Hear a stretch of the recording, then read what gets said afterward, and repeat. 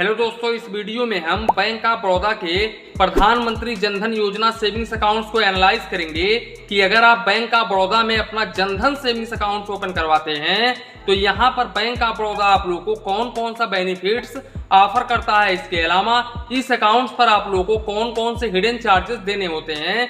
दोस्तों सब कुछ हम इस वीडियो में एक एक पॉइंट एनालाइज करेंगे, तो वीडियो को बिल्कुल भी स्किप मत करिएगा। तो चलिए इसी के साथ में वीडियो स्टार्ट करते हैं। दोस्तों जानकारी के लिए मैं आप लोगों को बता दूं कि प्रधानमंत्री जनधन योजना अकाउंट बेसिकली गवर्नमेंट ऑफर करती है और ये अकाउंट लगभग सारे बैंकों में आप लोगों को देखने को मिल जाता है, वो चाहे तो प्राइवेट सेक्टर हो चाहे तो गवर्नमेंट सेक्टर हो। इसके अलावा दोस्तों अगर हम बेनिफिट्स की बात करें तो यहाँ पर जो भी बेनिफिट्स इस अकाउंट के ऊपर आप लोगों को प्रोवाइड किया जाता है वो बेनिफिट्स लगभग सारे बैंकों में आप लोगों को सेम ही देखने को मिलता है। ओनली आप लोगों को फर्क इंटरेस्ट रेट में देखने को मिलेगा, इसके अलावा कैश हैंडलिंग ट्रांजेक्शन में देखने को मिलेगा। नहीं तो यहाँ पर आप लोगों को इस अकाउंट्स के ऊपर बिल्कुल सेम ही फीचर्स देखने को मिल जाता है सभी बैंकों में। अब दोस्तों यहाँ पर अगर आप बैंक ऑफ बड़ौदा में जनधन सेविंग्स अकाउंट्स ओपन करवाते हो तो यहाँ पर अगर हम एलिजिबिलिटी क्राइटेरिया की बात करें तो यहाँ पर आपका मिनिमम जो एज है वो 10 ईयर्स होना चाहिए। हालांकि जब आपका एज 10 ईयर्स होता है तो ऐसे केसेस में वो अकाउंट्स पूरी तरह से माइनर के कैटेगरी में होता है। इसके अलावा 10 ईयर्स के अकाउंट्स के ऊपर आप लोगों को ओवरड्राफ्ट बिल्कुल भी प्रोवाइड नहीं किया जाता है। इसके साथ साथ दोस्तों अगर आपको ओवरड्राफ्ट चाहिए तो आपका 18 प्लस होना चाहिए और मैक्सिमम एज 65 ईयर्स होना चाहिए अगर आप बैंक ऑफ बड़ौदा में इस अकाउंट्स को ओपन करवाने के लिए जा रहे हो तो। इसके अलावा दोस्तों जो इंटरेस्ट रेट आप लोगों को बैंक ऑफ बड़ौदा के दूसरे सेविंग्स अकाउंट्स के ऊपर मिलता है सेम वही इंटरेस्ट रेट आप लोगों को यहाँ पर देखने को मिल जाता है। अभी अगर हम फिलहाल की बात करें तो यहाँ पर bank of Baroda savings accounts के ऊपर 2.75% का रेट ऑफ इंटरेस्ट ऑफर कर रहा है, जो कि आप लोगों को इस अकाउंट्स के ऊपर देखने को मिल जाएगा। दोस्तों ये रेट ऑफ इंटरेस्ट मैं जिस टाइम वीडियो शूट कर रहा हूँ उस टाइम का है। रेट ऑफ इंटरेस्ट कम ज्यादा होता रहता है, तो हो सकता है जब आप लोग वीडियोस देख रहे हो उस टाइम पर इंटरेस्ट रेट बढ़ गया हो या फिर घट गया हो, तो यहाँ पर हम कुछ कह नहीं सकते हैं। इसके अलावा दोस्तों इस अकाउंट्स के ऊपर आप लोगों को 30,000 रुपए का डेथ इंश्योरेंस भी देखने को मिल जाता है। इसके साथ साथ यहाँ पर बैंक ऑफ बड़ौदा आप लोगों को रुपए डेबिट कार्ड ऑफर करता है, जिसकी अगर हम एनुअल फीस की बात करें तो annual fees free of cost होता है। यहाँ पर आप लोगों को एक भी रुपीस चार्जेस नहीं देना होता है। इसके अलावा दोस्तों इस डेबिट कार्ड के ऊपर बैंक ऑफ बड़ौदा आप लोगों को 2 लाख रुपए तक का एक्सीडेंटल इंश्योरेंस बिल्कुल फ्री में ऑफर करता है। अब यहाँ पर दोस्तों एक टर्म कंडीशंस है, यहाँ पर अगर आप इस इंश्योरेंस को क्लेम करने के लिए जा रहे हो तो ऐसे केसेस में इस बात का ध्यान रखना कि आपके डेबिट कार्ड से मिनिमम 1 ट्रांजेक्शन सक्सेसफुल कंप्लीट होना चाहिए, वो चाहे तो फाइनेंशियल हो चाहे तो नॉन फाइनेंशियल हो। इसके अलावा विथिन 3 मंथ यानी कि क्लेम करने के 3 मंथ पहले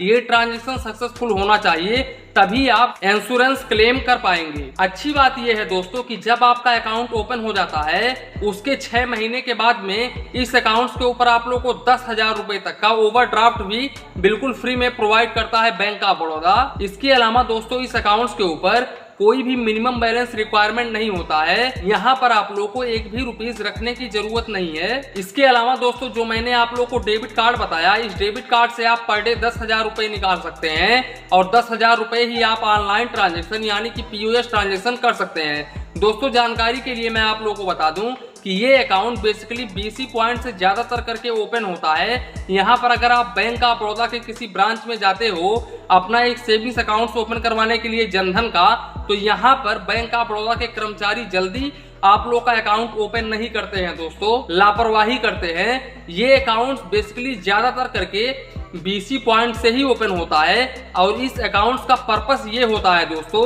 कि सरकार की तरफ से जो भी सब सुविधाएं प्रोवाइड करवाई जाएं वो इसी अकाउंट्स में प्रोवाइड करवाई जाए, जैसे कि सब्सिडी हुआ, DBT हुआ, यानी कि कोई भी लाभ अगर आपको मिल रहा है सरकार की तरफ से, गवर्नमेंट की तरफ से, तो बेसिकली इसी अकाउंट्स में मिलेगा। इसके अलावा दोस्तों एक सिंगल पर्सन ओनली एक ही प्रधानमंत्री जनधन योजना का अकाउंट ओपन करवा सकता है। और अगर हम डॉक्यूमेंट्स की बात करें तो यहाँ पर आप लोगों को ओनली आधार कार्ड देने की जरूरत है, ओनली आधार कार्ड लगेगा। आप आधार कार्ड से इस अकाउंट्स को ओपन करवा सकते हैं बिल्कुल आसानी तरीके से।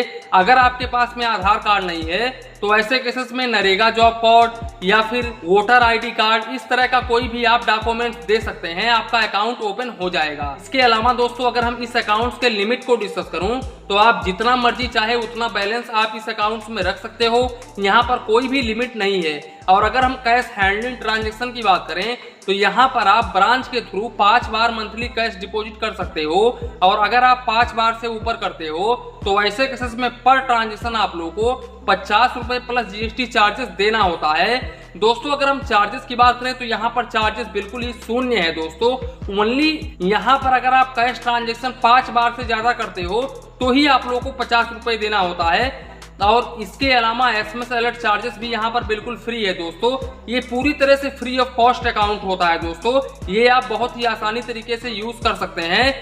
मैं तो इसको बहुत ही शानदार सेविंग्स अकाउंट मानता हूँ, क्योंकि यहाँ पर आप लोगों को एक भी रुपीस चार्जेस नहीं देना होता है। अब इसके अलावा दोस्तों एक भाई का कमेंट आया था जिन्होंने बताया कि सर मैंने स्टेट बैंक ऑफ इंडिया में जनधन सेविंग्स अकाउंट ओपन करवाया था और उस अकाउंट में मेरा 20,000 रुपए फंस गया था। मैंने बाद में उस पैसे को निकाला, उसके बाद में मैंने उस अकाउंट्स को यूज नहीं किया और वो अकाउंट पूरी तरह से फ्रीज हो गया है। तो क्या मैं दोबारा इस अकाउंट्स को इस्तेमाल कर सकता हूं?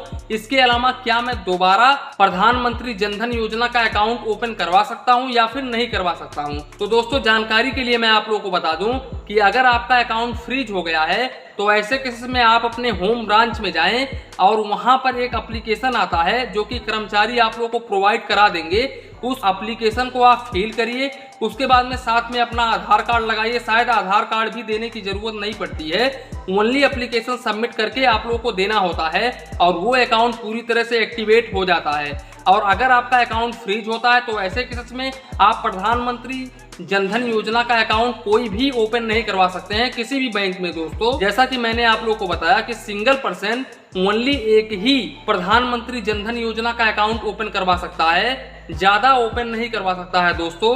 ये आरबीआई के गाइडलाइन के खिलाफ है। तो दोस्तों आशा करता हूं कि आप लोगों को ये वीडियो काफी ज्यादा पसंद आया होगा। अगर वीडियो पसंद आया हो तो प्लीज वीडियो को एक लाइक करिए और अपने चैनल फाइनेंस बैंकिंग को सब्सक्राइब करिए। मन में कुछ डाउट हो, कंफ्यूजन हो तो प्लीज कमेंट करिए। धन्यवाद, मिलते हैं नेक्स्ट वीडियो में।